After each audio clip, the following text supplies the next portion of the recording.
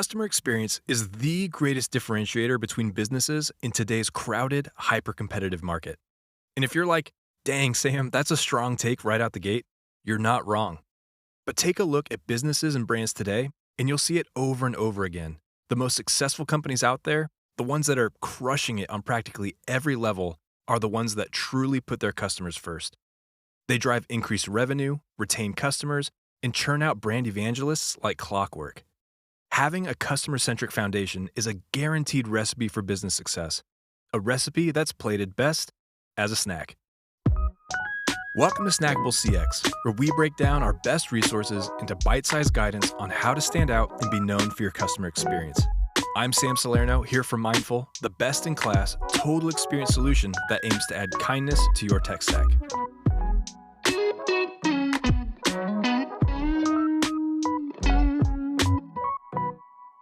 Being customer-centric means placing your customers' needs, wants, perceptions, and expectations at the center of everything your business does, from product development and marketing to delivery and customer service. And according to a recent survey by Bain & Company, 80% of companies out there believe they're doing a pretty good job at delivering customer-centric experiences. The problem is, only 8% of customers feel the same way, highlighting what Bain & Company calls a delivery gap, or the difference between a company's perception and their customer's perception of how well a brand actually puts the customer first. Breaking down delivery gaps takes a bit of legwork, but it's critical to having a truly customer-centric business. So I have 4 steps you can take to start shortening the gap.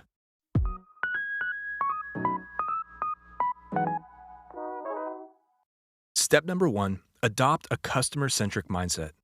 Most businesses have a sales-centric mindset, one that looks at meeting sales quotas, boosting profit, and increasing market share at every opportunity. Now, I'm definitely not saying that's a bad thing, because you gotta stay profitable. But a customer-centric mindset takes the focus off profit at any cost and places it on the customer. And when businesses do this well, profits actually increase rather than decrease. Satisfied customers are repeat customers and referral marketers. And another study found that just a 5% increase in customer retention can actually boost a company's profit by over 25%. A perfect case study for this happened with Netflix back in 2011. Almost overnight, they lost 800,000 subscribers, and their stock price plummeted after they made changes to their subscription model and hiked the price. It got so bad that they almost got bought out by Blockbuster. They really missed out. Feeling the sting, Netflix shifted gears to a more customer-centric mindset. They reversed price changes, sent out customer surveys to get a better gauge of how they could improve the customer experience, and after a brutal 2 years of damage control, they came out on top with more subscribers and higher profits. Shifting from a sales-centric to a customer-centric mindset won't happen overnight, but it starts with taking a hard look at how your business relates to your customers. 2 questions you can ask to get started on the right foot. How can I better serve and over-deliver for my customers? And how will this decision ultimately impact my customers? Where the head goes, the body will follow. And while these questions seem a little simplistic, as a business leader, keep these questions front of mind and you'll naturally steer your business in a more customer-centric direction. Step number 2, share customer data between departments. Customer data silos present one of the biggest threats to building a customer-centric foundation. Every department of your business, from agents in your service department to executives in the C-suite, need to have visibility into customer data, like demographics, purchasing behaviors, and business interactions. It's common sense. You can't put customers first when you don't know who they are or what they actually want. And this goes across departments. With access to customer data, marketing teams can create stronger, targeted material to attract customers and clients. Sales teams can better understand where customers are coming from and how to best handle common sales objections. CX teams can hyper-personalize customer interactions to improve lead generation. And exec teams can make more informed business decisions and shift business priorities. Here are 3 ways you can simplify sharing customer data between departments. First, create a core set of customer personas. Whether you're an enterprise company or a smaller business, having shareable customer personas lets every department keep an ideal customer in mind when making decisions. Second, Unlock your CRM software. Make sure that every department has access to relevant customer data so they can better anticipate customer needs before they arise. Third, deploy a customer data platform, or CDP. CDPs are central hubs for all of your customer data. They track and collect customer information and can even trace each visitor as they interact with your business on different channels, giving each of your departments a real-time, single source of truth for customer data and behaviors.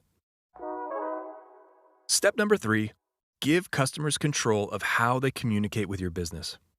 Your customers want to engage your business on the channels they're most comfortable with. For some, that means picking up the phone to speak with an agent. Others might prefer texting or web chat as their channel of choice. Whichever channel they choose, the key is to provide consistent customer service and, just as important, make channel transitions and escalation to voice as seamless as possible. Quick story here. While traveling for work last week, I had an issue where my flight confirmation email never showed up in my inbox.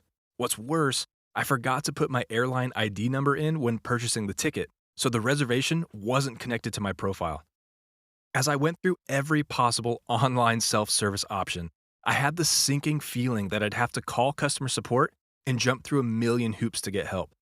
I picked up the phone, dialed the number, and, to my surprise, was greeted by name in the IVR, and then given the option to schedule a callback from an agent instead of sitting there on hold.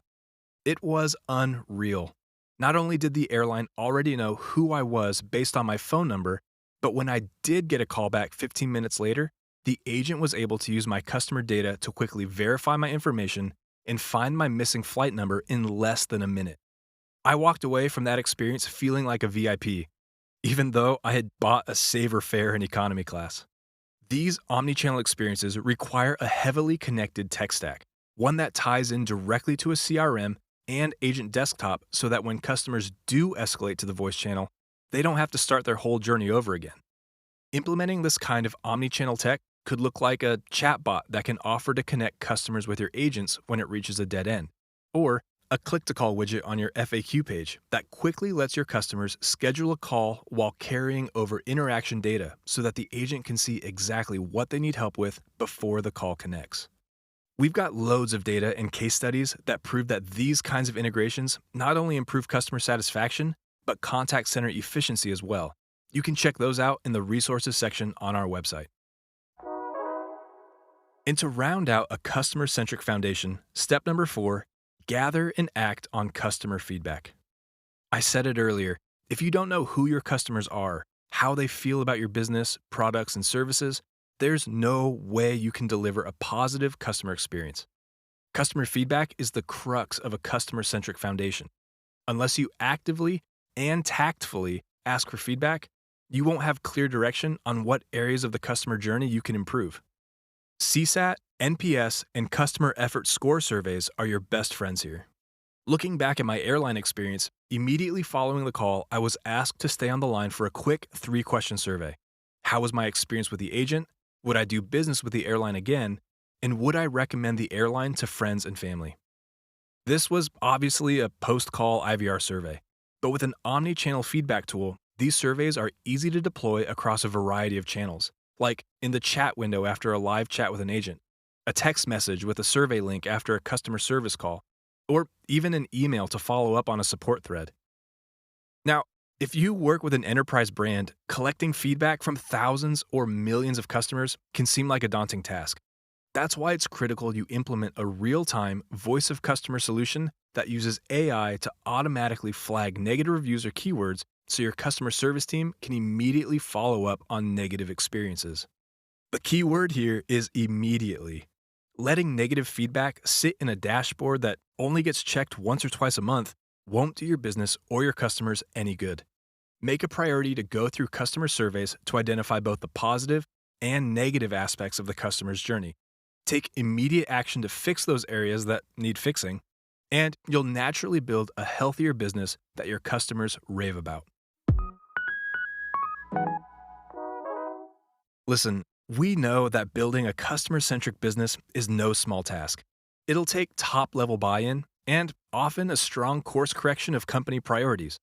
But while the initial investment seems steep, the rewards are worth it. Research by Deloitte found that customer-centric businesses proved to be 60% more profitable than their competitors. So shift your focus, share customer data between your departments, create an omni-channel environment for your customers, and regularly collect and act on their feedback. I know, I make it all sound pretty easy, but this is every day for us. So if you need help, we're here for you.